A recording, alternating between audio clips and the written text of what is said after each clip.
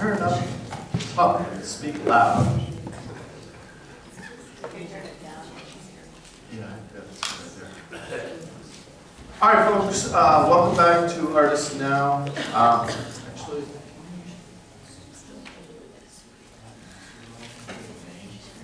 could go down a little. Yep. That was probably too much. All right, that's probably good. Neil, seconds are good. So, welcome everyone to Artists Now. Many of you know the routine because many of you are students in my class or in the art school. Welcome to Free and Public Lecture Series. Some of you probably thought we might not have school. We never stop, right? Like I woke up this morning, I heard that NPS was canceled, my daughter's school was canceled. I said, please, may UWM not be canceled. Because we love teaching so much. And if we missed Artists Now, that is just wrong, right? And so we were so lucky to not have a cancellation. And as our guest was saying, New York would be shut down, but not Milwaukee, because we're so tough, right? A little snow won't get in our way. So before I introduce Nathaniel, who will introduce his guest tonight, we have a visiting artist in 2 weeks, the next public lecture. So students who aren't in my class or anyone from the city, come back in 2 weeks. And you will see Richard John Forbes on March 13th, who's a printmaker, which leads us perfectly into the Southern Graphics Conference, where Milwaukee will become an epicenter for printmaking during spring break.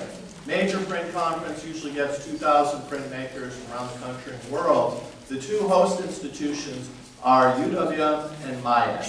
Milwaukee will turn into a printmaking epicenter. We all know printmaking has become completely interdisciplinary. So keep an eye out for that. If you go to Print MKE, the website, you'll see the schedule, all the events. You can talk to me. Jessica in the print department has done wonders helping to organize this. And so it's a huge... Josie, you want to say something? We need volunteers. And volunteers. Student volunteers. And they can talk to me. They can talk to Josie. And this is... also, if students, I believe, do a certain number of hours, they can be put into a drawing. Yes. Or what is the name of that? Signed William Kendrick Springs. All right. Those of you who don't know William Kendrick, he's a massive, huge international art star. And if you win this print, you'll pay for your school, your house, in the next 15 years of your life if you win this, right? Maybe. Not quite, but we're talking about more than the thing is worth more than a grand for sure. That's gonna be worse than that. Well, it's a high edition lithograph. All right. Not lithograph, excuse me, lithograph. It'll buy you a lot of food. Yeah. So at any rate, Nathaniel Stern, who's a close personal friend of William Kendrick, will introduce our guest. A close acquaintance. He gave me really expensive whiskey once. Hello everyone, I'll keep this brief. It is my absolute pleasure to introduce Cynthia Lawson Jaramillo to all of you. Artist and activist, teacher and researcher, full of generosity and totally made of awesome. Cynthia's work has been exhibited and written about all over the world. Her work as an activist, teacher, and as the associate provost at the New School in Europe, South America, New York, and Asia has and will impact tens of thousands of future artists and designers. And it's beautiful and smart, has life both in itself and as a provocation and force beyond its presence. On a more personal note, Cynthia and I went to grad school together at NYU in the late 90s and early 2000s.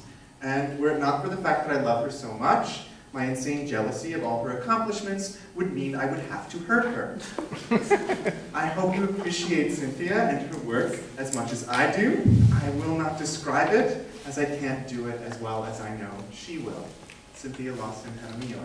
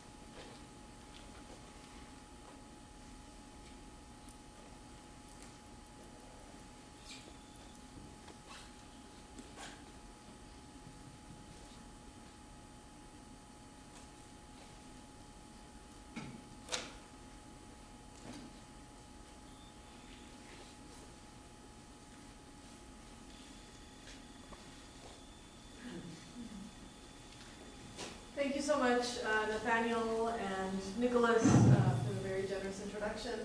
Thank you to all the faculty, and I also want to extend a special thank you to the students. I hear that it's thanks to your vote that this lecture series has continued here on campus.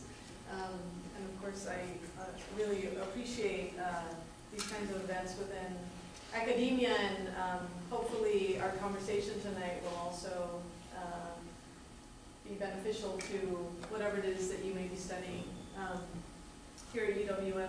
So the video that you just saw was one of 28 videos that I made every single day for the month of February in 2007. And that first week of the project, of this 28-day project, I was focusing on these 1-minute long self-portrait videos. And on that particular day, instead of doing something for a minute, I thought I would try to do nothing and get a sense of, had I already learned how long it feels to do nothing for a minute. And so at the end of the video, you notice that I start to open my eyes as the minute ends. And it was just taken in one shot, and it was really, it was pretty amazing to do, and I encourage you to do it at some point to get to feel how long a minute is. In my own practice, I've been very interested in time. In recent years, I've been explicitly interested in slowness. And I'm very interested in these everyday, quotidian actions and inactions about which, if we can reflect on, document, present, have conversations about, we will ultimately have to slow down to be able to not just engage, but also reflect on the engagement. And so that's what I will be talking about today. I wasn't always interested in art. I started with a very heavy interest in technology. I got my bachelor's degree at the Universidad de los Andes in Bogota, Colombia in '97. And as a graduate from electrical engineering, I was very focused on technology. I was advanced in computers and programming. I did my thesis in computer music, so that was kind of my way of starting to combine technology and the arts. And in the years that passed, I started teaching electronics and programming, or also known as physical computing, at my art school in Bogota. And there I became very interested in how technology could really start to create new conversations in art. And how through technology, not just as a tool, but also as a medium, we could really extend our practices in very different directions. And so this point of intersection was what prompted me to then move to New York for grad school at NYU's ITP. Since I came with a very strong technical background, I was given the freedom to really focus on and develop my own conceptual ideas and really think through a variety of art practices and figure out exactly what I wanted to do with all of that technology. I developed several interactive artworks. The one photographed is called Every Drop Counts, and it was a collaboration with a fellow friend of ours, Nathaniel Eric Foreman. This was presented at Exit Art in New York. And what was frustrating about these exhibitions of interactive art is that inevitably people wanted to know how it worked. And they wanted to look under and look behind. And I felt very frustrated as an artist to not be able to have the conversation about the concepts or the ideas. And so I took a very intentional step back within my own technology integration in my art practice to try to move away from that so that the conversation could really become about the work and not necessarily about the technology that I was using. So this is where I really started to think, well, I should really move away from technology. My work isn't or shouldn't be driven by technology, and instead perhaps I'll return to technology once I find that my ideas and my practice need it. In 2007, I traveled to Tokyo, and I was at this train station called the Shinagawa Station, and it's one of the busiest train stations in the world. And what was beautiful was really experiencing this hustle and bustle of the city. What was frustrating was to not have my video camera with me and have to rely on these stills. But then what I started to do was layer them, and layer them digitally as a way to see the accumulation of the movement that happened through the time that I was standing there. And that really led me to the question that I will look through with you in several of my works, and something that I'm very interested in today, and something about which I've been thinking a lot here in Milwaukee since my arrival last night because of the snow, is what is the city's time? What is our relationship to time? What is our pace within a particular city or another? This video that I'm going to show you is a slow video. It's one of the first ones that I made. And I essentially was stretching 4 seconds into 9 minutes. And I hope you'll be able to let yourself go into the work and really start to see and perceive the small changes that occur, or the large movements that occur in a very small time.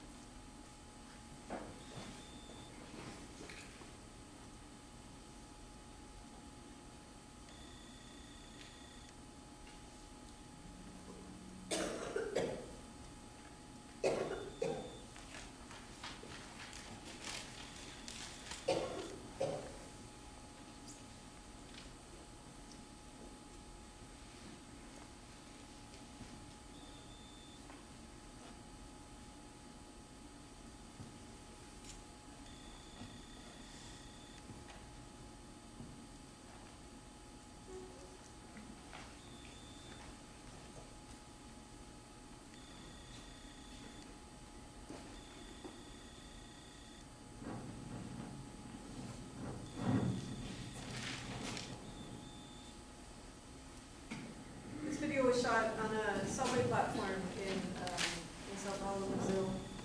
In 2008, at the New School, I was very fortunate to be one of several faculty members who started a project that is now called DEED. And it's a research lab called Development Through Empowerment, Entrepreneurship, and Design, through which we're trying to figure out how can we promote, how can we help communities develop socially and economically through design thinking, through design strategies, through design methods.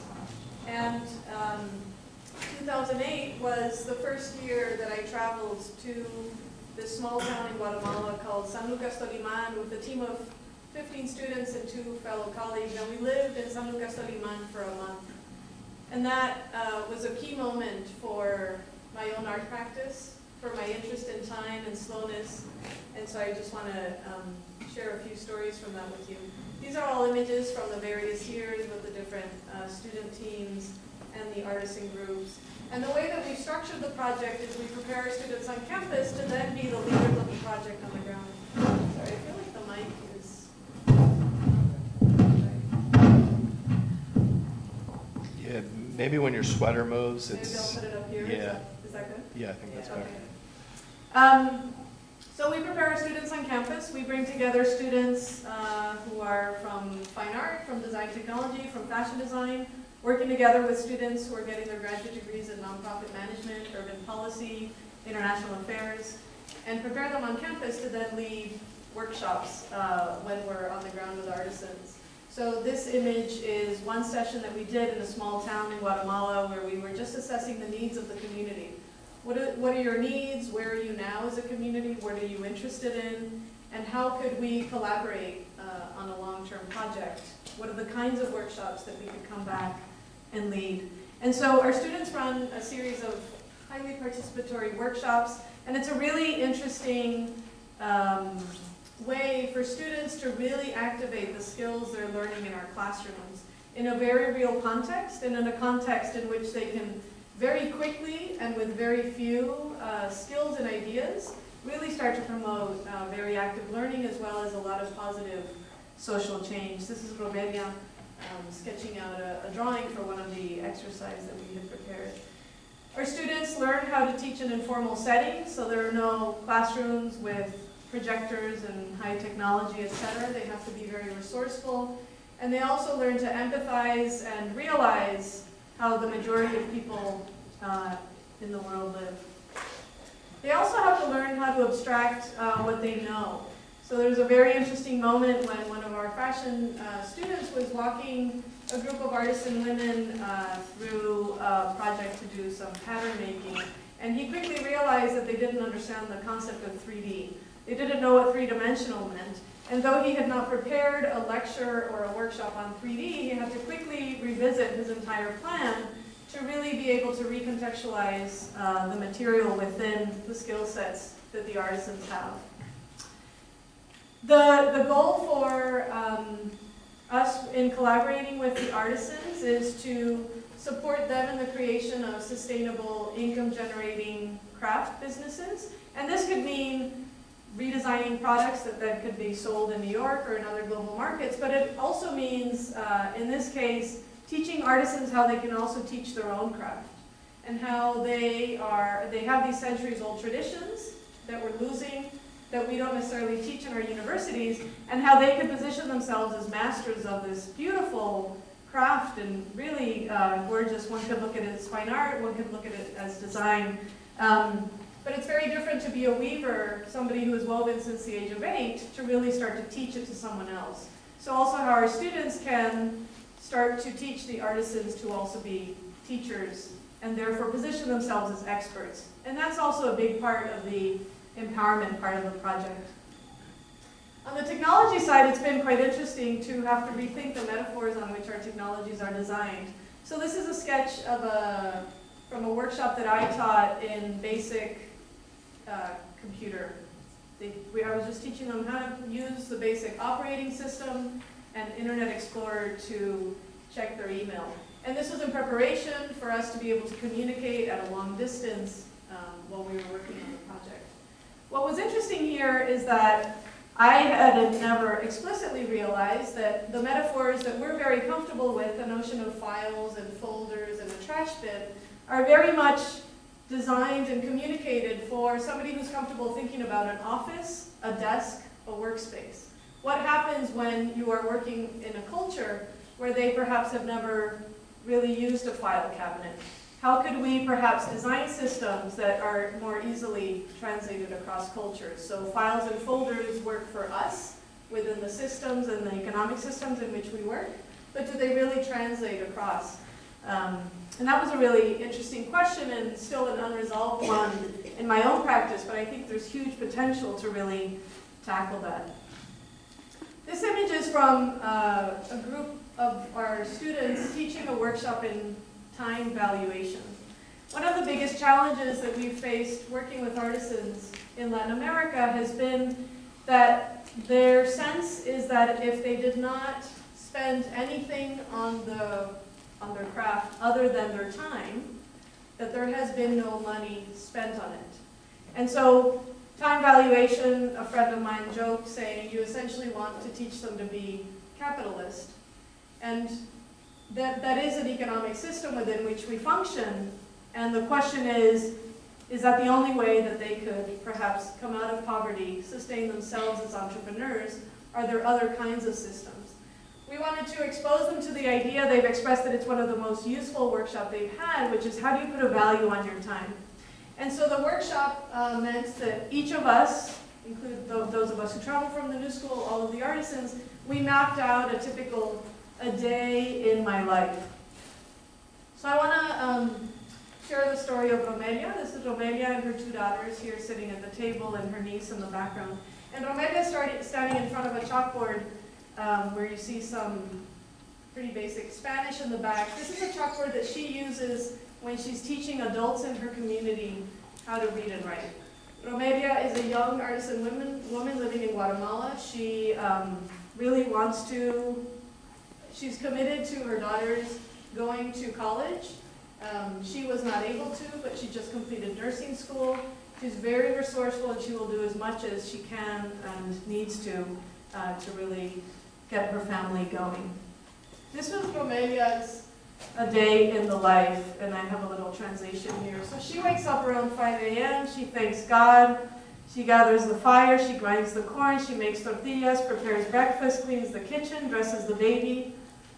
It's like 8 a.m. now, by the time she's done all of that.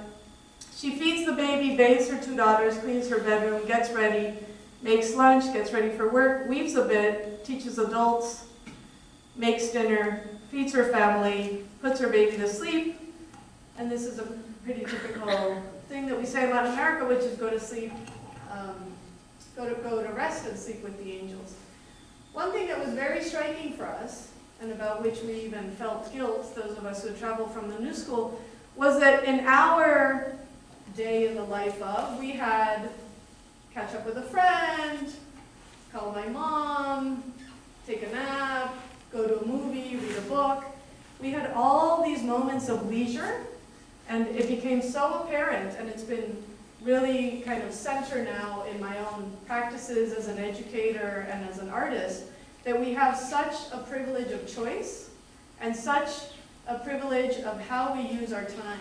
So you've chosen to be here, and those of you who are required to be here by your faculty members, you chose to enroll in that particular class, and even if that class is required, you've chosen to come and study at university. And so all of these choices, if we could just become aware of them, suddenly we will realize that the busyness in which we find ourselves is actually made up of very small components about which we have a lot of choice. And if we can kind of explicitly take that control back, we will insert slowness into our life that I find is very healthy and is very much needed. One can see it, the repercussions of not doing that with just our recent financial crisis in this country and many other examples around the world.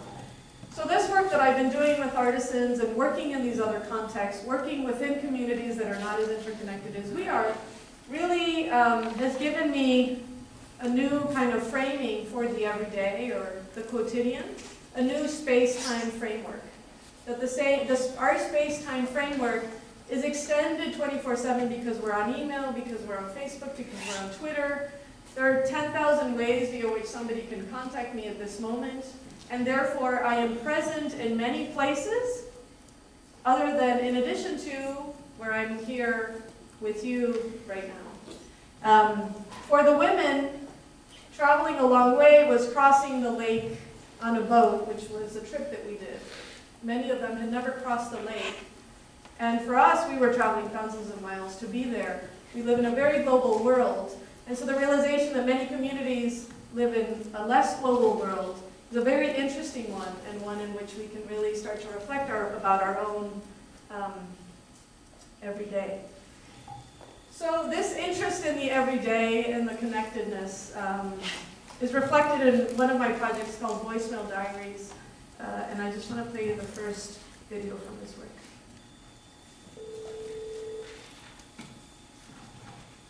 Human reach 91628. Cynthia Lawson. Sorry, your mailbox is full. Next message from phone number 4437.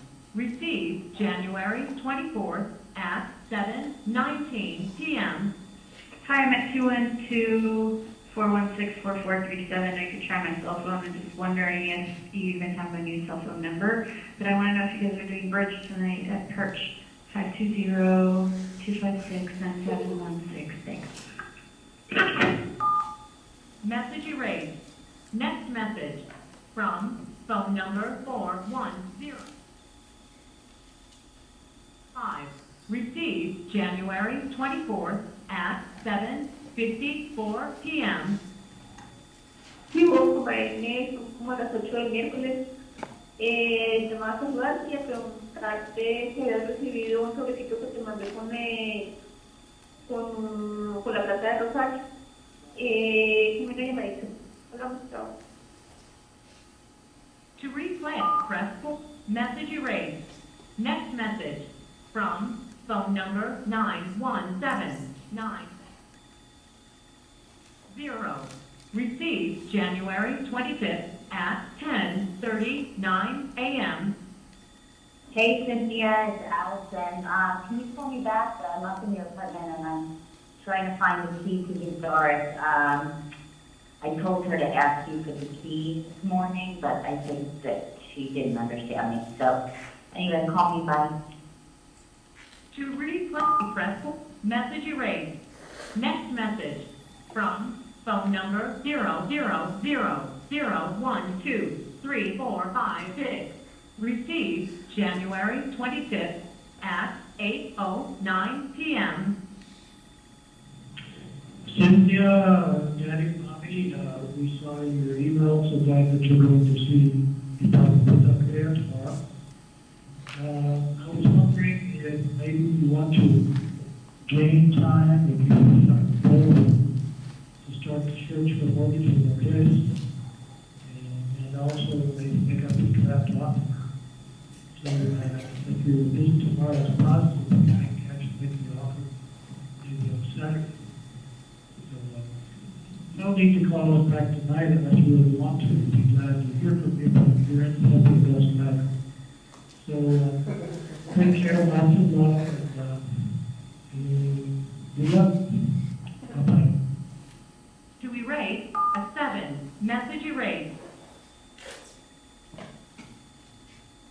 So through Voicemail Diaries, I have all these voicemails that I started to now edit into these little videos. They're a journal. My friend Marines, who's there, has since passed away. So they're really beautiful ways for me to remember everything that has happened. And it's also, what I love about it is all these fleeting moments are now getting captured and revisited and annotated in these explanations for anybody else to see. So we go back to Shinagawa. I'm very interested in how cities are accelerating our lives. This has become very apparent with my traveling for work when I'm working with the artisans. I'm very interested in time and transience, and so Voicemails I see as a transient space, but also subway platforms and train stations and all of these places through which we travel and we're not necessarily aware, nor do we slow down. And I'm also very interested in not just slowness conceptually, but also I think within media art, there's been an acceleration of the viewing of art, which I find extremely frustrating. And so I'm very committed to creating work that requires a time from the viewer, such as the 9-minute slow video that you all watched. When I presented it in a gallery, most people walked past it thinking it was an illuminated photograph. And then when a friend of mine realized it was a video, she was stopping people and forcing them to watch it. And I was encouraging her to not do that because ultimately she is able to gain more from the work because she gave it time, and if others don't want to, then they will get less from it. And that's been very interesting for me.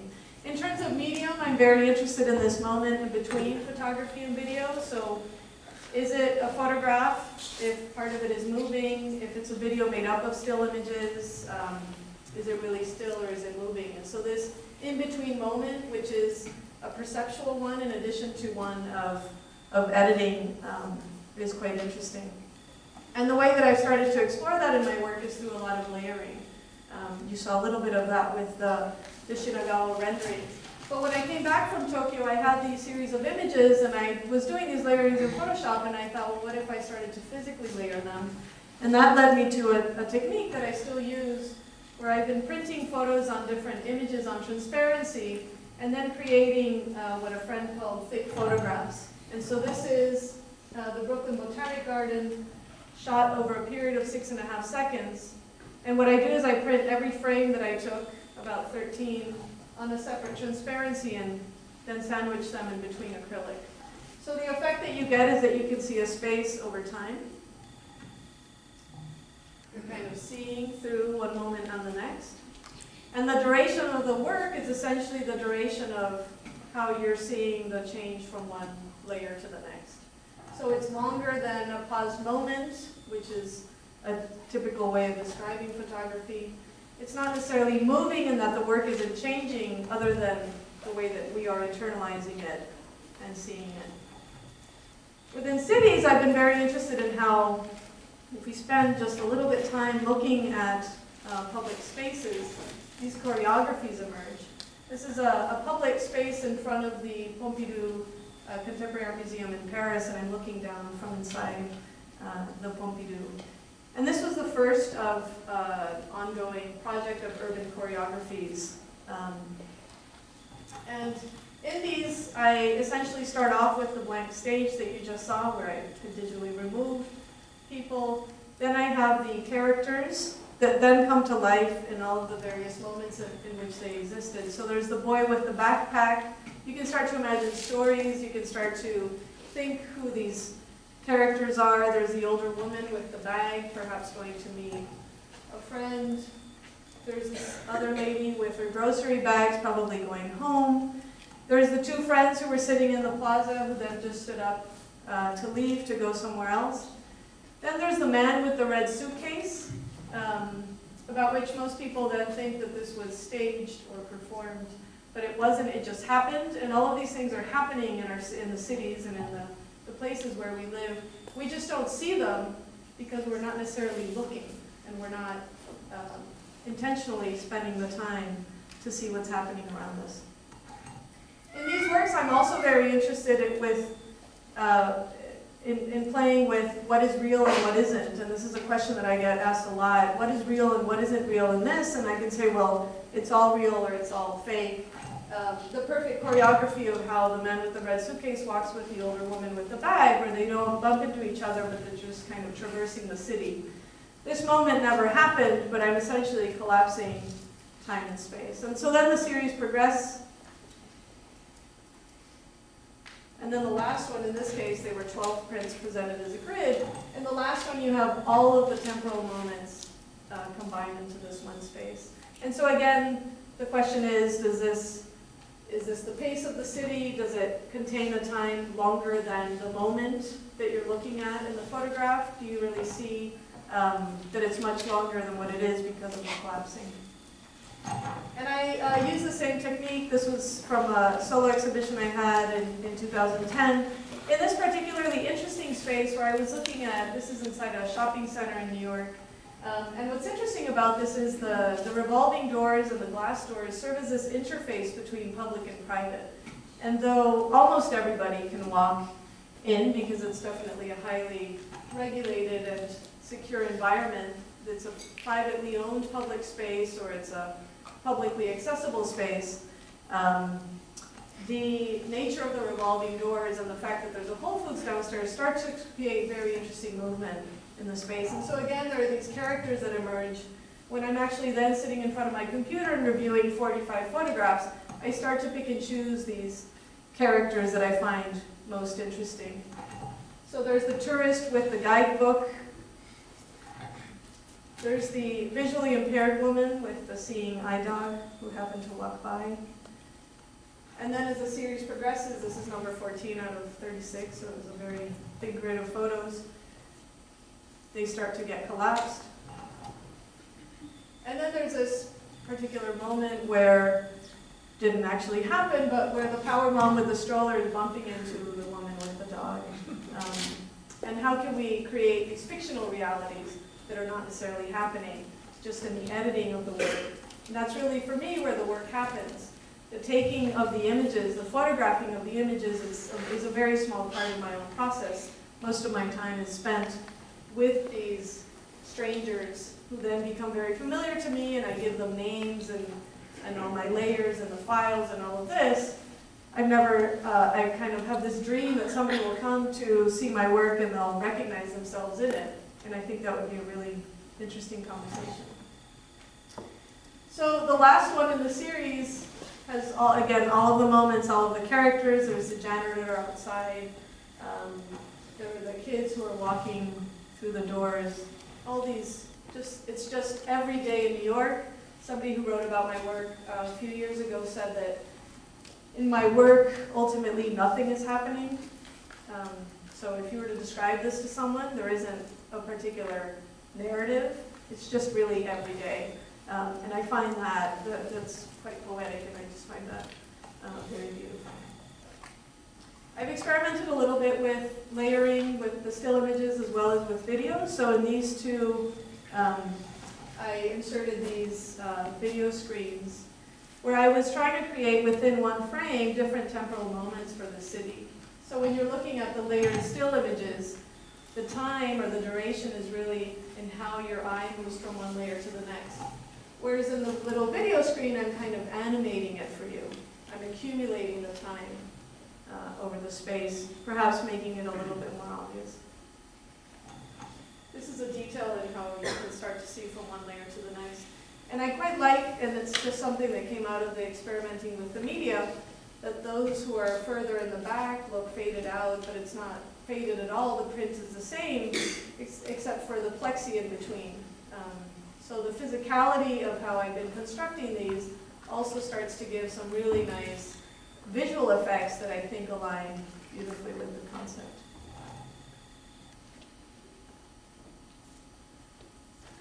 This is the second one in that pair.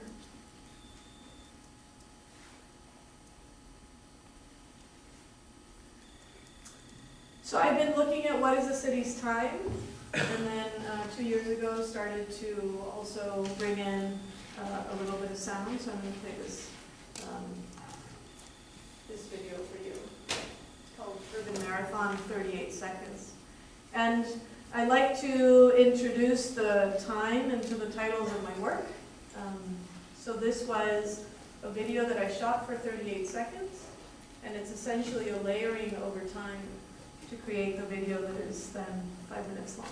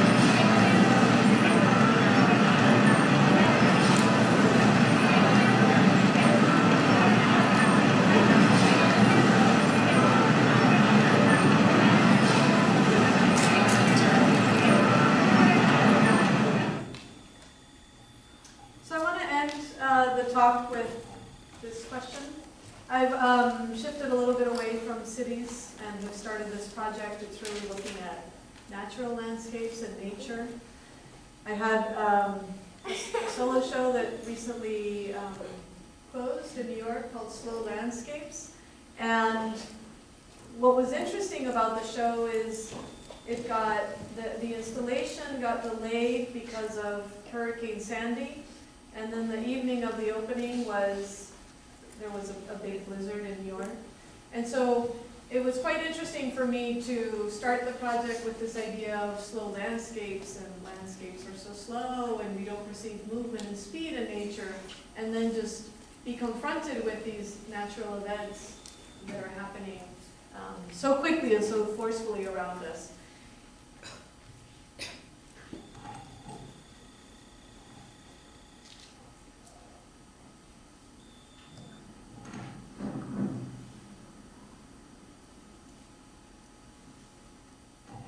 So this project started with this video that I shot. This is about a 3-minute video. And this is the Perito Moreno Glacier in southern Argentina. This is the fastest moving glacier in the world. It moves 3 meters a day, which is about 9 feet, 8 feet, which is a really long distance for a glacier to move. And it's because of that movement that we're able to witness the ice that just fell off the front. And I was just fascinated with this idea that I could really have my camera there, record this, have it seem that it's still. It's very hard to perceive the changes that are happening there. And yet, think in your mind that that ice is moving 8 feet a day. But of course, if we think about the scale, and if you were to look at it from above, the 8 feet is very small with regards to its own mass. But in relationship to our scale as humans, it's a very long distance. And so why is it that we can't really perceive that? And have we perhaps lost the ability to see these changes in nature around us because we are so accelerated and our cities are so accelerated? So this work actually prompted a return to interactive work. So this is now, I'm returning back to interactive art, and it's been very interesting to finally get to a place where I feel like it makes sense to introduce interactivity into the work, as opposed to interactivity being the medium with which I'm working. And so this video and this other one that you're seeing there projected were part of an interactive art installation in the show, where you had to just stand still to be able to watch the video, and any movement would disrupt it. And so here you see somebody just standing still and letting herself go into the imagery of a natural landscape.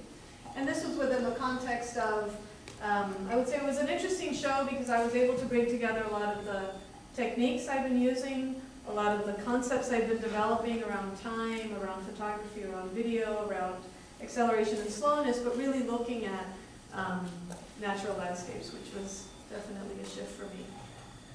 I had this area which was the layered works. So I started with these layered thick photographs in front of lamps, and then they moved into light boxes, and then for this show I took them out of the boxes, and they were just hanging above these 3 pedestals so people could really walk around them. And what you see in the background is this photographic series where I'm using that same technique that I use of collapsing time over space, but this is looking at a downhill ski mountain in Colorado. And so here I'm playing with the time of these bodies in motion surrounded by nature. So the nature here feels extremely still. Of course it is because of how I compose the images. But then it becomes a very stark contrast between the motion of the bodies and the stillness of the hill. So this is just a detail from the series. So there are 39 prints in this particular series. These 3 floating layered pieces were all shot in Prospect Park. And what was interesting, and they were shot on a snow day, so each of them is called Snow Day. And what is interesting is because I had this image of the glacier that was also on the postcard, and that was in Argentina, there was kind of this expectation that these had also been taken in some exotic place, and they were taken in a park in Brooklyn. So a lot of people in the gallery who've seen the work really react with this, oh, it's just in our backyard, literally, and yet it feels so distant because of how we're looking at it within the context of the other work.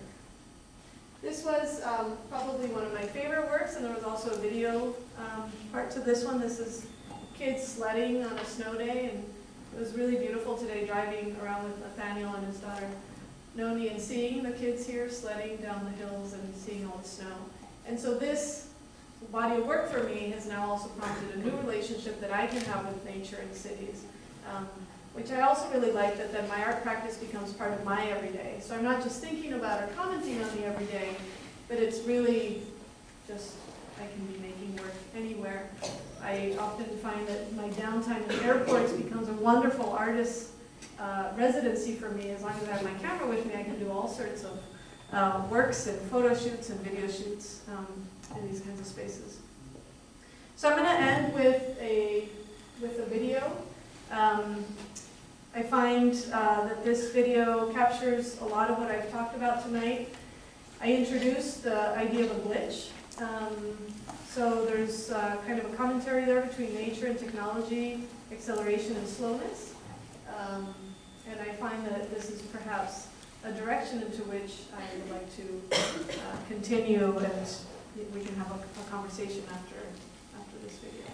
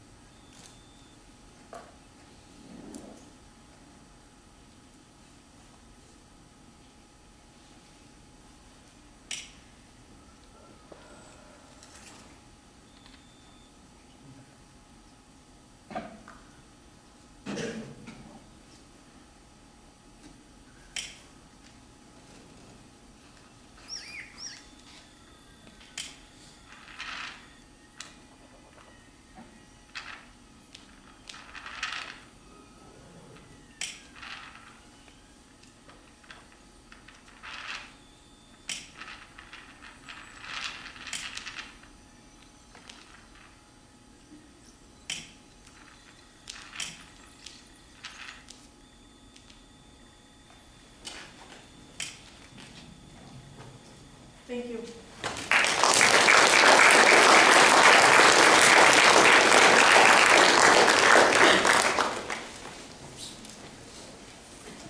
I'm happy to take any questions or people have comments.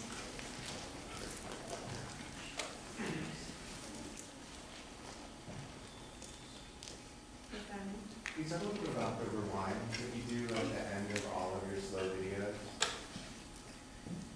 So I like to, the videos are typically presented in a loop, and I've tried it different ways. I think it's, so I've tried the, just fade out and then start again. And I find that there's the reason why I love the rewind, I don't want to go back at the similar speed because I find that wouldn't necessarily be real, but I find that the rewind is a little bit like, okay, let's start again, let's try to really work on this again, or let's really look at the time again. And I find that it's a really interesting, it ends up being a huge reward for people who watch the whole thing, which is, I don't explicitly want it to be a reward, but I find that that's a really nice perk for those who watch until the end, because then they get the, oh, that's what happened. And I've done it both ways because I find that is that kind of it's giving it away or whatever it may be. What do you think about it? Yeah, I was thinking that it's really nice to see what happened. Oh, it is. Yeah, editing it fast, Right. very quickly, and you realize just how much. Happened? Yes. Yeah, I find that we see how much happened and also how much we missed that was actually happening. It also has the effect of taking you somewhere and then bringing you back to where you started, so you're almost on this little journey and then return. Oh, okay. Thank you. Benjamin is the storyteller.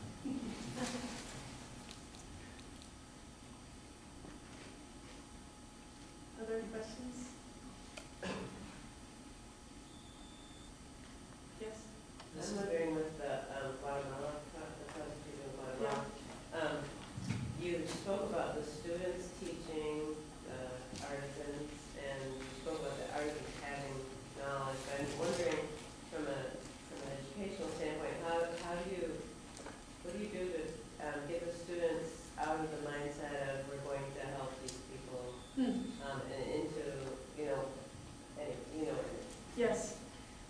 have, if you have time, I can show them to you, but we have 6 rules for our field work.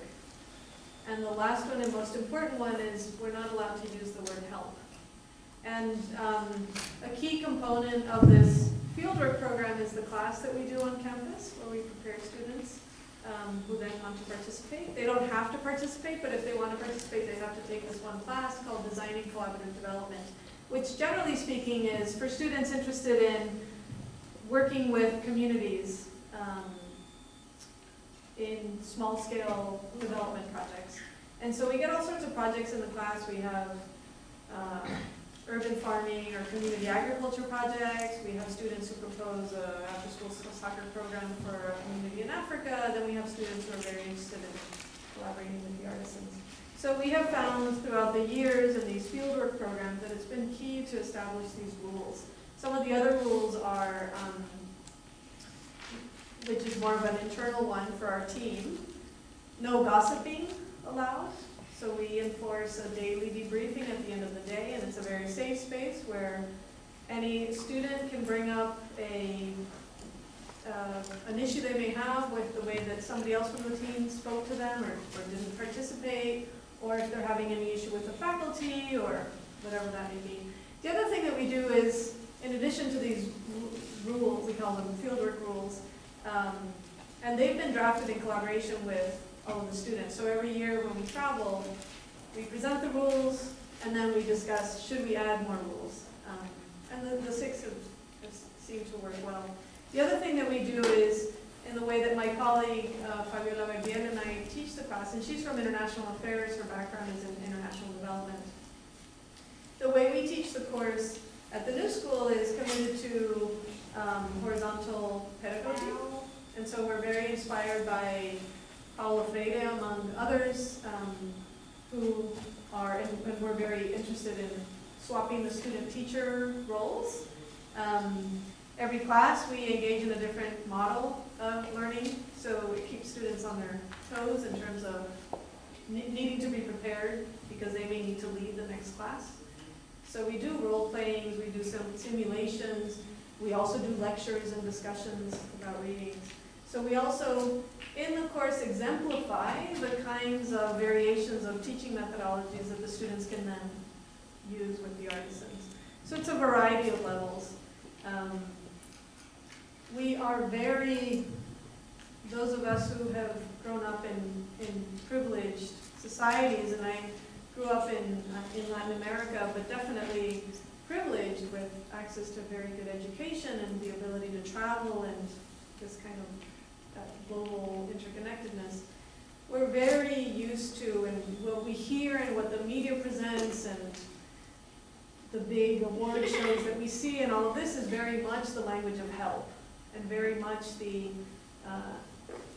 imposing of the large NGO that gets all the donations. This is what we have funding for, and this is really going to help your community. And what we're hoping to do is expose our students to that, but from a critical lens. They say these are the reasons why that's not sustainable. And with a commitment that we believe that without a true collaboration with communities, there is no such thing as sustainable community development. Because what inevitably has happened is I've been unable to get funding to return on a specific year to Guatemala. Instead, we've gotten funding to go to Colombia. So the women with whom we've been working in Guatemala haven't had that sustained connection with us. And if whatever we were implementing, it currently is dependent on our relationship, but we need to slowly create an independence so that there isn't that reliance.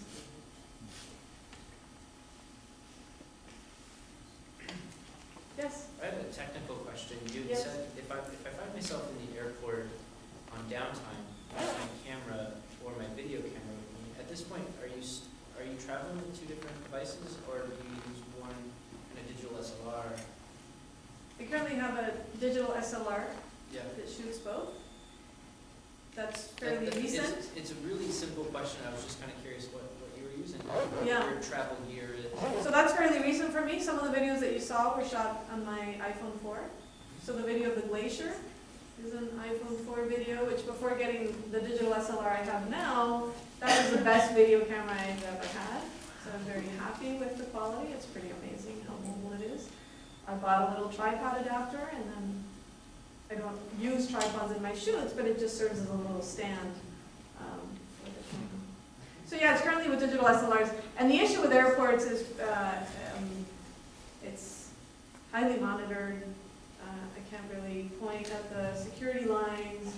So there's a little bit of anxiety with photographing in airports that I also find quite interesting. Everybody's always so stressed out in an airport because we're rushing, or we're late, or we're early, or whatever it may be.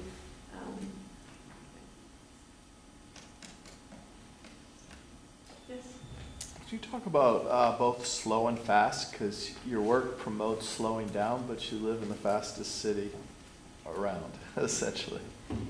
Yes. Is your work a response to that, or to explain more about that? So my work is yes, it's a response to that, and it feels very comfortable to be doing this kind of work because I feel in a very fast, because I am in a very fast city, the city that never sleeps, so it can't get faster than that, though I know there are faster cities in New York. I think it's come out of this contrast of being in New York and then being in Guatemala. And when and in particular, that first month in 2008 that I spent in San Lucas del Limón living there, the first week was one of withdrawal. It would rain, there was no internet access. We would show up to teach a workshop, some of the artisans would show up 2 hours late. And it was this New York speed that's just in you, and it's very difficult to disconnect from that. You know, that's the beauty of residencies as an artist, is you really need to take a step back from your routine. So part of it has been that. Then once I'm in the groove, let's say, of the local time and pace, I go back to New York, and then I'm immersed in the craziness there. I think it's also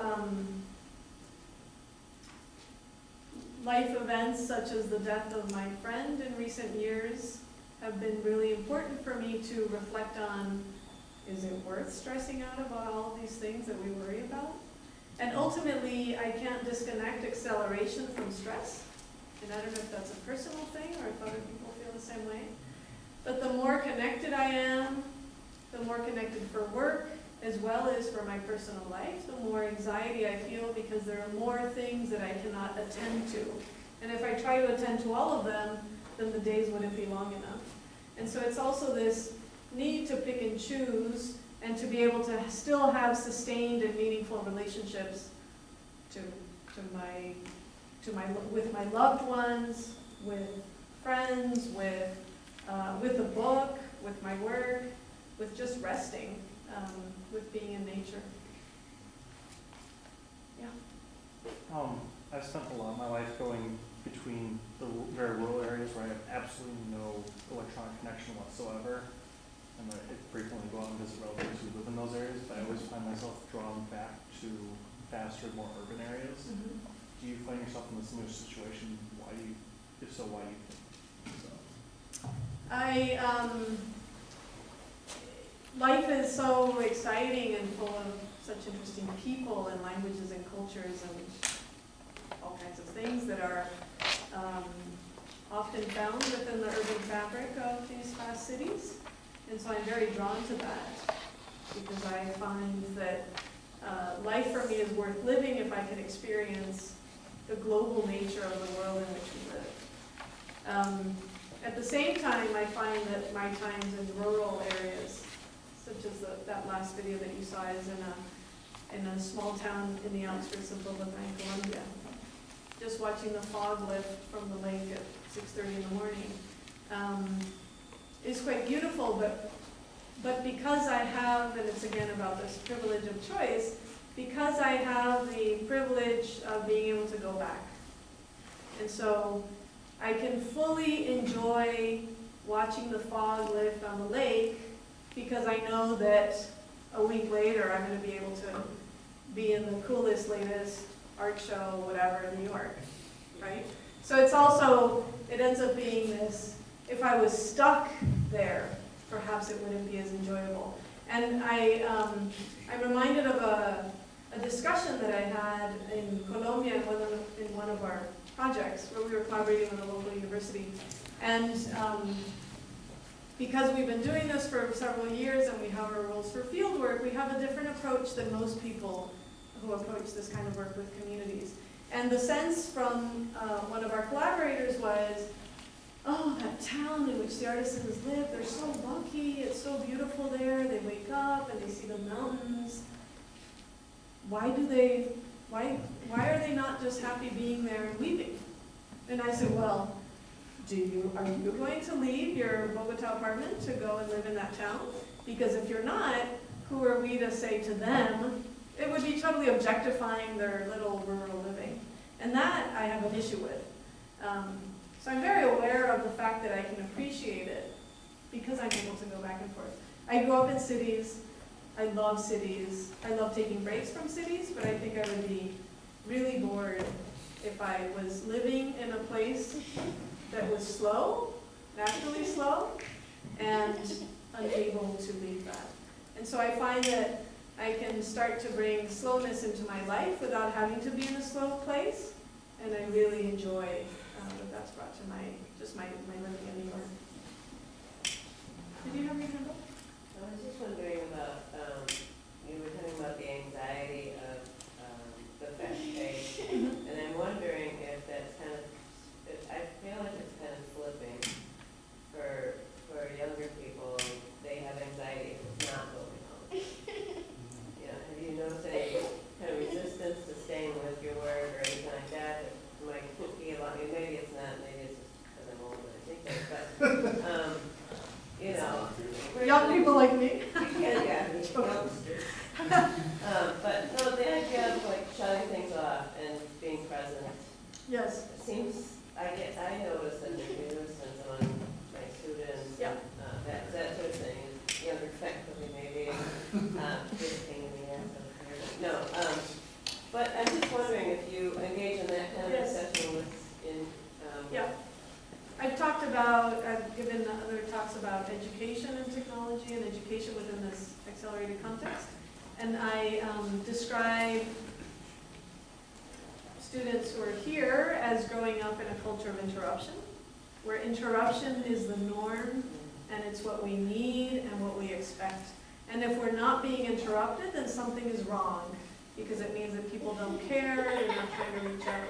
And so it's interesting that now we need to have tools such as Steve Lambert's Self-Control, which is an app that you can run on your computer, and you can tell it to block your access to Facebook or to the internet or to your email. And once you start it, you can't quit out of it unless you force shut down your machine. And my graduate thesis students really appreciate that, to be able to work on their writing. They really need to. They can't control the interruptions, and so they're able to use this app to control it for them. So it's a big problem. On the other hand, I don't agree with approaches to education which are prohibiting the use of technology in the classroom. And I find it's much more interesting to think about and discuss and exemplify Twitter as an educational tool, or using a Facebook group instead of a clunky course management system. So the fact that we are all connected, can we start to integrate learning into these spaces in which we find ourselves? We're all addicted to email. So before I took on this new role that I have at the university, I was really trying hard to check my email just once a day. It was wonderful. I would check my email, I would go through it, and suddenly I could actually get work done instead of just responding to email. I have given this little workshop with my colleagues, and they'll be like, I really tried it and I just can't. And they're not necessarily in a role where anyone is expecting them to respond immediately, but there's an email addiction. And in the same way that there are now programs for people who are addicted to substances, what would be the program for somebody who's addicted to email? And what would that look like? And you know, I want to log on to Facebook to see if somebody liked my little thing and how many people have commented, and who's trying to reach me every second of the day. So I don't think it's just younger generations. I think younger generations are growing up in it, and perhaps they're then less explicit or less aware of the difference, whereas those of us who still remember time without cell phones and internet can really start to see the difference. But you know, if we just let the everyday go by, we don't necessarily reflect on it and change our behavior. Yeah. Thank you, that was wonderful. Could you say a little more about, at some point you had a slide with photography and then your ellipses and you know, video. Would you say, because of your interest in time, a little more about the sort of time of the photograph and what it does to introduce movement or layer it, and what you're trying to do with that sort of past tense of the photograph through these different techniques that you're using? Mm-hmm.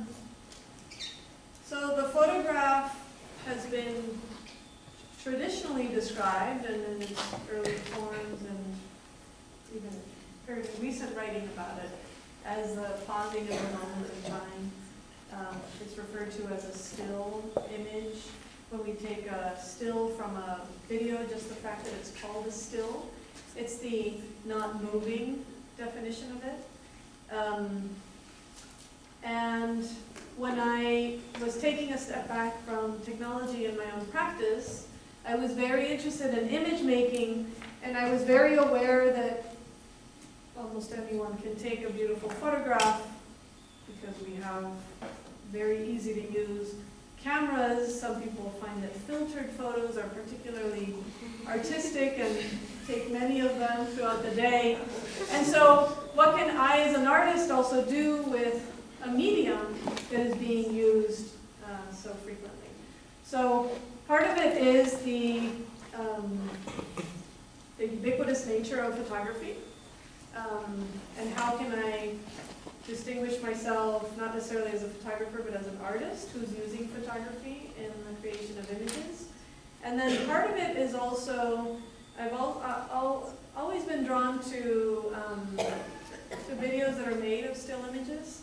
And I've used this exercise with students where they need to first make a video using still images before they go out with a video camera. And what's interesting is it really forces us to look at the frame and just the time contained in a frame. So that's really what I'm trying to do. I find that the physical layering of the photos, I'm interested in the thickness, in how thickness can start to represent time. So the more time I capture, the thicker the pieces. I'm very interested in how we can translate these digital metaphors such as layering and opacity and all of these things that we have in Photoshop. Right? It's just so easy to do. How do we recreate that in the physical world? And what would that mean if I could start to create layers here? And, you know, people are doing it with augmented reality and those kinds of things. But could we start to layer our realities in a certain way? And then with in the video work, now I have such a, I'm kind of now obsessed with every single frame where I find these videos of very still landscapes, urban or natural. I just find I'm enamored with them because they're not still and yet they look still, and so I'm interested in that. With the digitally layering, some people have related my work to quantum physics, where I'm kind of creating these realities that don't exist. I'm interested in commenting on not trusting digital media, not trusting digital manipulation, but then also making people self-aware of the fact that something or a lot happened that perhaps they didn't notice until I kind of collapsed and represented it through the layering. Yeah. Have you experimented with animated GIFs at all? Animated GIFs. Yes, I have. Yeah, I've played around with animated GIFs. Usually it'll just be to animate a fun sequence that I'll send to a friend, so not necessarily in my work. But This last video, these kinds of interruptions that I see a little bit as glitch. I think an animated GIF could be an interesting direction with this, that kind of direction I'm going.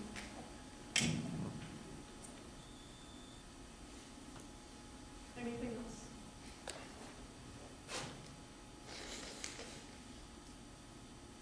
Okay, well, thank you very much.